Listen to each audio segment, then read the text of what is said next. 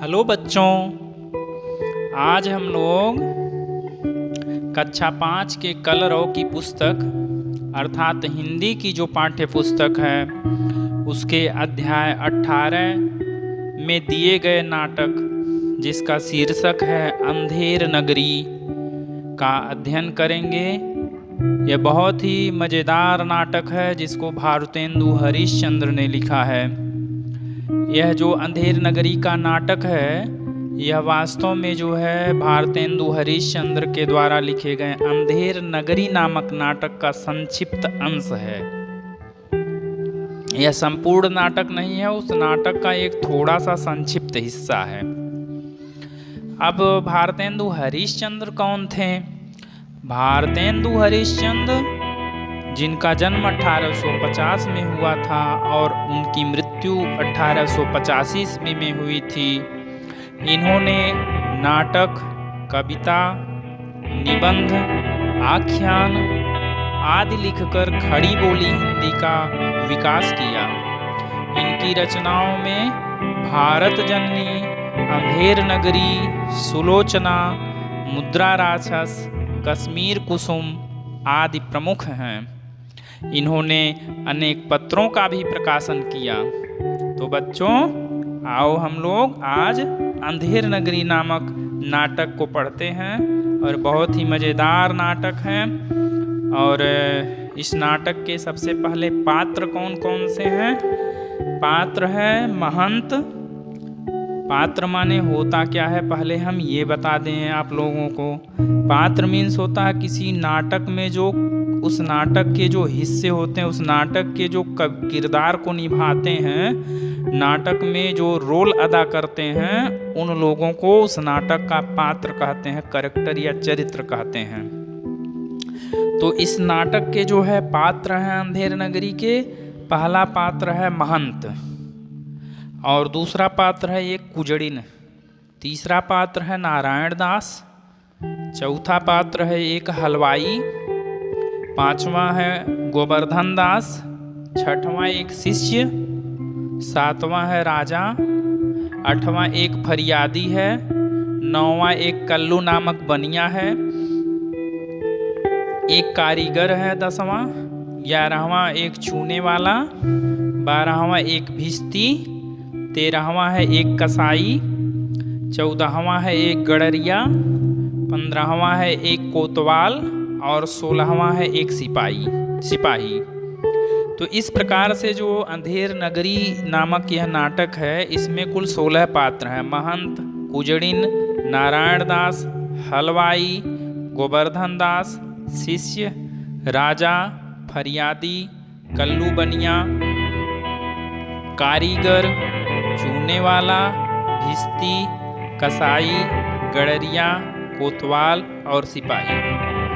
तो आइए जो है शुरू करते हैं। स्थान कौन सा है? शहर से बाहर सड़क।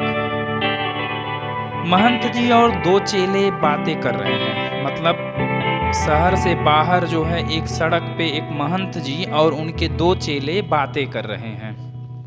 अब आइए देखते हैं कि महंत जी और उनके चेले किस प्रकार से बातें कर रहे हैं, क्या बातें कर रहे हैं। महंत: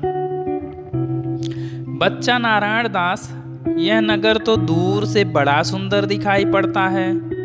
देख, कुछ भिक्षा मिले तो भगवान को भोग लगे।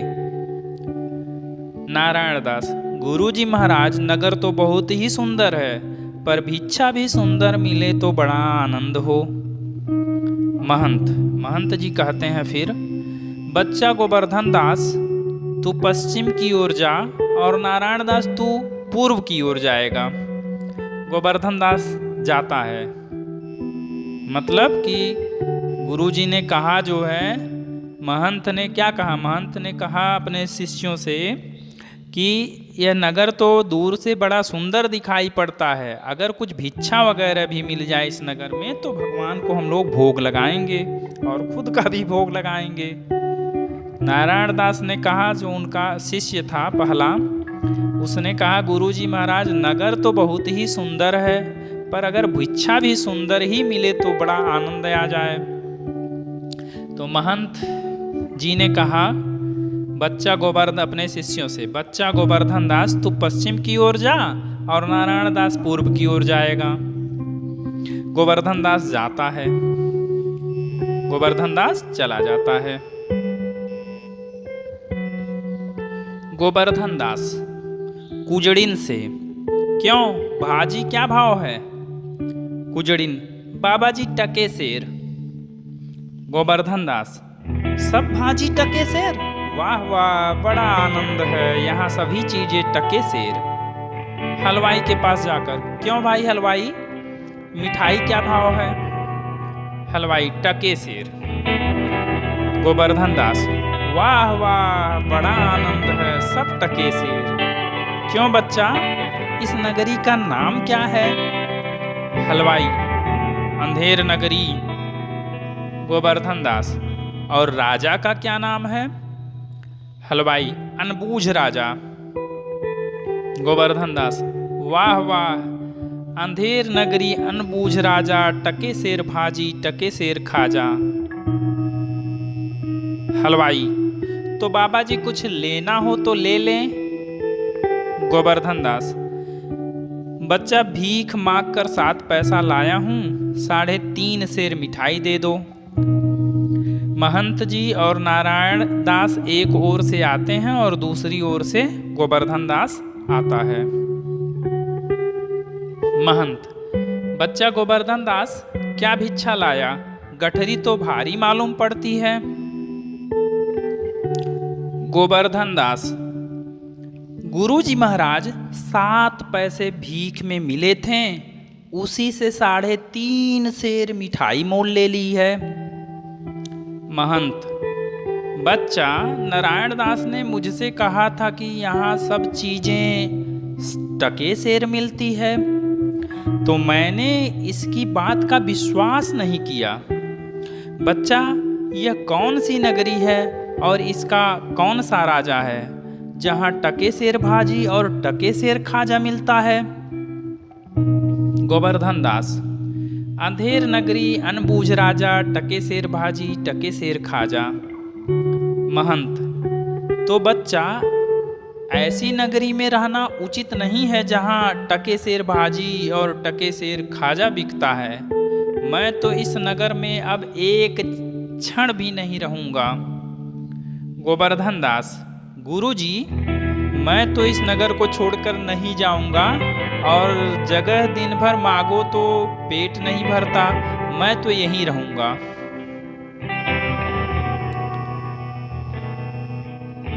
महंत, देख मेरी बात मान, नहीं तो पीछे पछताएगा। मैं तो जाता हूँ, पर इतना कहे जाता हूँ कि कभी संकट पड़े तो याद करना। यह कहते हुए महंत चले जाते हैं।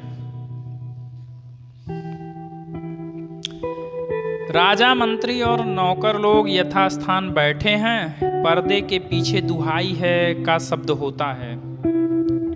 अब जो है दूसरा, ये नाटक का दूसरा जो है पार्ट शुरू होता है यहाँ से।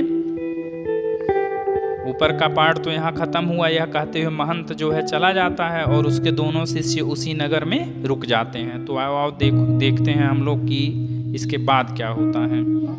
इसके बाद का दृश्य ये है कि राजा, मंत्री और नौकर लोग अपने अपने स्थान पे बैठे हुए हैं और पर्दे के पीछे से दुहाई है का शब्द होता है। राजा, कौन चिल्लाता है? उसे बुलाओ तो। 2 नौकर एक फरियादी को लाते हैं। फरियादी, दुहाई महाराज, दुहाई। राजा, बोलो क्या हुआ? फरियादी, महाराज, कल्लू बनिए की दीवार गिर पड़ी, सो मेरी बकरी उसके नीचे दब गई, न्याय हो। राजा, कल्लू बनिए को पकड़ लाओ। नौकर लोग दौड़कर बाहर से बनिए को पकड़ लाते हैं। नौकर लोग दौड़कर बाहर से बनिए को पकड़ लाते हैं। राजा, क्यों रे बनिए, इसकी बकरी क्यों दबकर मर गई? कल्लू, महाराज मेरा कुछ दोष नहीं, कारीगर ने ऐसी दीवार बनाई कि गिर पड़ी।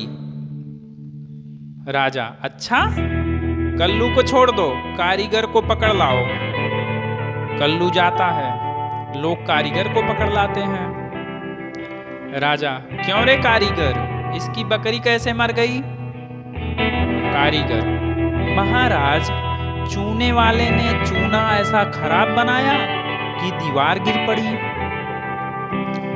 राजा, अच्छा, उस चूने वाले को बुलाओ। कारीगर निकाला जाता है, चूने वाला पकड़ कर लाया जाता है। राजा, क्यों रे चूने वाले, इसकी बकरी कैसे मर गई? चूने वाला, महाराज भिस्ती ने चूने में पानी ज्यादा डाल दिया, इसी से चूना कमजोर हो गया। राजा, तो भिस्ती को पकड़ो। भिस्ती लाया जाता है पकड़कर। राजा, क्यों रे भिस्ती, इतना पानी क्यों डाल दिया कि दीवार गिर पड़ी और बकरी दब गई?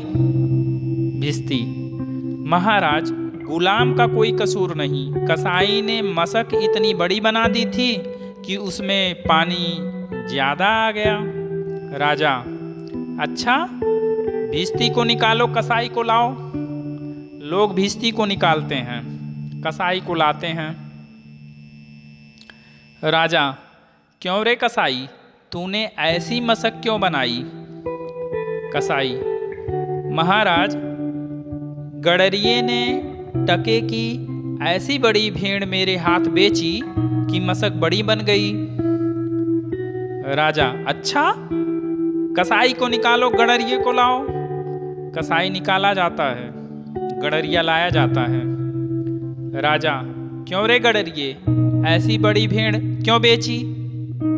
गडरिया, महाराज उधर से कोतवाल की सवारी आई, उसकी भीड़ भाड़ के कारण मैंने छोटी बड़ी भेड़ का ख्याल ही नहीं किया, मेरा कुछ कसूर नहीं। राजा, इसको निकालो, कोतवाल को पकड़ कर लाओ। कोतवाल को पकड़ कर लाया जाता है। राजा, क्यों रे कोतवाल, तूने सवारी धूमधाम से क्यों निकाली कि गडरिये ने घबराकर बड़ी भेड़ बेच दी? राजा बोला कोतवाल से, क्यों रे कोतवाल, तूने सवारी धूमधाम से क्यों निकाली कि गडरिये ने घबराकर बड़ी भेड़ बेच दी? कोतवाल, महाराज मैंने कोई कसूर नहीं किया। राजा, कुछ नहीं महाराज, महाराज ले जाओ, कोतवाल को अभी फांसी दे दो। सभी कोतवाल को पकड़कर ले जाते हैं। अब यहाँ से जो है इस नाटक का अगला पड़ाव शुरू होता है। इसमें जो है गोवर्धन दास बैठा मिठाई खा रहा है। गोवर्धन दास एक जगह पर बैठा मिठाई खा रहा है। गोवर्धन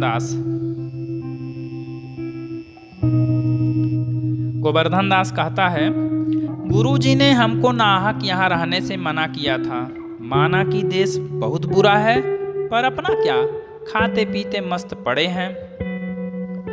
चार सिपाही चार ओर से आकर उसको पकड़ लेते हैं। गोवर्धन दास यह कह ही रहा था कि गुरुजी ने हमको नाहक यहाँ रहने को मना किया था, माना कि देश बहुत बुरा है, पर अपना क्या, खाते पीते मस्त पड़े हैं। तभी जो है चार सिपाही आकर के चारों ओर से उसको पकड़ लेते हैं। सिपाही, चल बे चल, मिठाई खाकर खूब मोटा ताजा हो गया है, आज मजा मिलेगा। सिपाही बोला, चल बे चल, मिठाई खाकर खूब मोटा ताजा हो गया है, आज मजा मिलेगा। गोवर्धन दास घबराता है, घबरा कर क्या कहता है, हैं? यह आफत कहाँ से आई? अरे भाई, मैंने तुम्हारा क्या बिगाड़ा है जो मुझे पकड़ते हो? सिपाही, बात यह है कि कल कोतवाल को फांसी का हुक्म हुआ था। जब उसे फांसी देने को ले गए तो फांसी का फंदा बड़ा निकला, क्योंकि कोतवाल साहब दुबले हैं। हम लोगों ने महाराज से अर्ज की इस पर हुक्म हुआ कि किसी मोटे आदमी को फांसी दे दो, क्योंकि बकरी मरने के अपराध में किसी न किसी को सजा होना जरूरी है, नहीं तो न्याय न होगा। गोवर्धन दास, दुहाई परमेश्वर की, अरे मैं नाहक मारा जाता हूँ, अरे यहाँ बड़ा ही अंधेर है, गुरुजी तुम कहाँ हो, आओ मेरे प्राण बचाओ। गोवर्धन दास चिल्लाता है, सिपाही उसे पकड़कर ले जाते हैं। गोवर्धन दास, हाय बाप रे, मुझे बेकसूर ही फांसी देते हैं। सिपाही, अबे चुप रह, राजा का हुक्म भला कहीं टल सकता है। गोवर्धन दास, हाय मैंने गुरुजी का कहना न माना, उसी का फल है, गुरुजी कहाँ हो, बचाओ गुरुजी, गुरुजी। महंत, अरे बच्चा गोवर्धन दास, तेरी यह क्या दशा है। गोवर्धन दास हाथ जोड़कर, गुरुजी दीवार के नीचे बकरी दब गई, जिसके लिए मुझे फांसी दी जा रही है, गुरुजी बचाओ।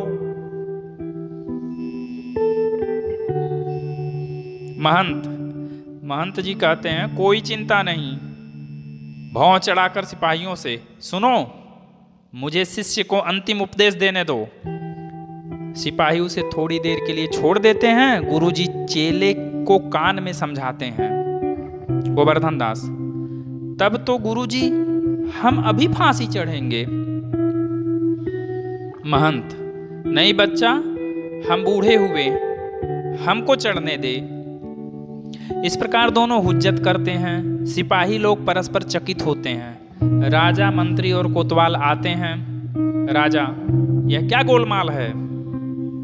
सिपाही, महाराज चेला कहता है मैं फांसी चढ़ूंगा, गुरु कहता है मैं चढ़ूंगा, कुछ मालूम नहीं पड़ता कि क्या बात है।